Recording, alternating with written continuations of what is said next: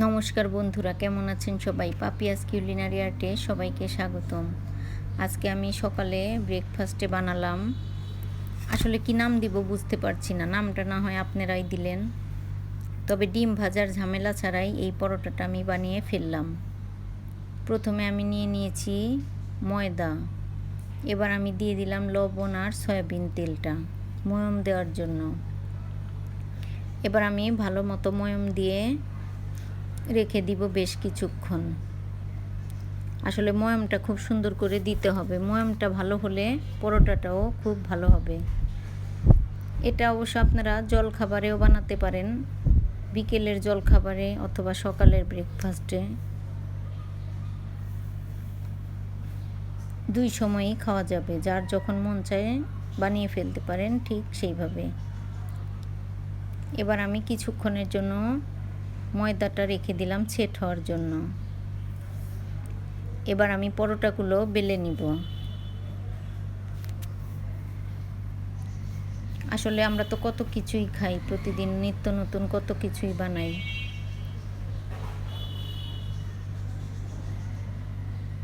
আজ মনে হলো একটু ভিন্ন করে পরোটা তৈরি করি। এজন্য পরোটাও আমরা বিভিন্ন কিছু দিয়ে বানাই, গাজরের পরোটা, আলু পরোটা। এজন্য ভাবলাম ডিম দিয়ে এই পরোটাটা তৈরি করি। ডিমটার আলাদা ভাজতে হবে না। এবার আমি একটা পরোটা বেলে নিলাম, এই শেপে আরেকটা পরোটা বেলে নিতে হবে। এবার আমি পরোটার উপর ডিমটা দিয়ে দিব। আসলে আমি যখন বাসায় এই পরোটাটা তৈরি করেছি তখন বাচ্চা থেকে বড় সবাই খুব পছন্দ করেছে। এবার আমি দিয়ে দিলাম পেঁয়াজ কুচি আর অল্প মরিচ কুচি। আপনারা চাইলে এখানে চিলি ফ্লেক্স ইউজ করতে পারেন।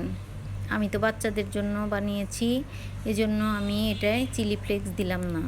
তবে আমারটা আমি চিলি ফ্লেক্স দিয়েই বানিয়েছি, ওটা খেতে আরও বেশি দারুণ লেগেছে। আমি দিয়ে দিলাম পেঁয়াজ কুচি, ধনিয়া পাতা আর সামান্য মরিচ কুচি। এবার ডিমটা মাঝখানে দিয়ে আমি এর উপরে আরেকটি পরোটা দিয়ে ঢেকে দিব আর মুখটা খুব ভালো করে আটকিয়ে দিব। বন্ধুরা, এভাবে একবার খেয়ে দেখবেন, আসলে খেতে দারুণ লাগে। ভিতরের ডিমটা খুব সুন্দর মতো ভাজা হয় এবং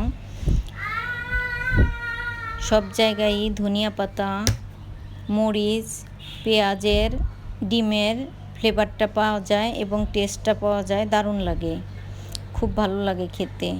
ভিতরে সব কিছুই তো কাঁচা, আসলে ভাজার পরে একটু হালকা ভাজা হবে। ডিমটাও খুব সুন্দর মতো ভাজা হয়ে যায়, আসলে খেতে দারুণ লাগে। এবার আমি কড়াইতে তেল দিয়ে দিলাম ডিম আর পরোটাটা ভাজার জন্য। এবার একটু সাবধানে পরোটাটা তেলে দিতে হবে যেন ডিমটা বের হয়ে না যায়। অবশ্য মুখটা ভালো করে আটকে দিলে ডিমটা বের হবার কোনো চান্স নেই। এবার ধীরে ধীরে ডিম পরোটাটাকে ভেজে নিতে হবে আর মাঝখানে একটু খুন্তি দিয়ে, হালকা ভাজা হলে মাঝখানে একটু খুন্তি দিয়ে একটু ছিদ্র করে দিতে হবে হালকা। পরোটাটা ফুলে যাবার পর একটু ছিদ্র করে দিতে হবে, তাহলে ভিতরে সব কিছুই সুন্দর মতো ভাজা হয়ে যাবে। দেখুন বন্ধুরা, পরোটাটা কত সুন্দর ভাজা হয়েছে আর ফুলেওছে অনেক। এবার আমি তেল থেকে একটু তেলটা ছেঁকে পরোটাটা তুলে নিলাম। এবার আমি এভাবেই সবগুলো পরোটা ভেজে নেব।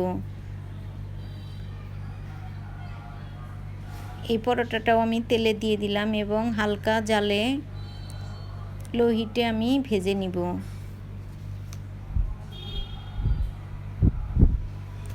আমার ভিডিওটা যদি ভালো লাগে তবে অবশ্যই জানাবেন, লাইক কমেন্ট শেয়ার করবেন, আমার ইউটিউব চ্যানেলটা সাবস্ক্রাইব করবেন, আমার ফেসবুক পেজটা ফলো করবেন। ভিডিওটি দেখার জন্য সবাইকে অসংখ্য ধন্যবাদ। সবাই খুব ভালো থাকবেন।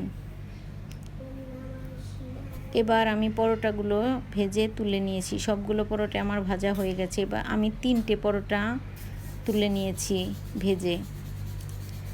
এবার শুধু গরম গরম পরিবেশন করার পালা। পেঁয়াজ কুচি, ধনিয়া পাতা আর কাঁচামরিচ দিয়ে আমি এই পরোটাগুলোকে সার্ভ করলাম। ভিডিওটি দেখার জন্য সবাইকে ধন্যবাদ।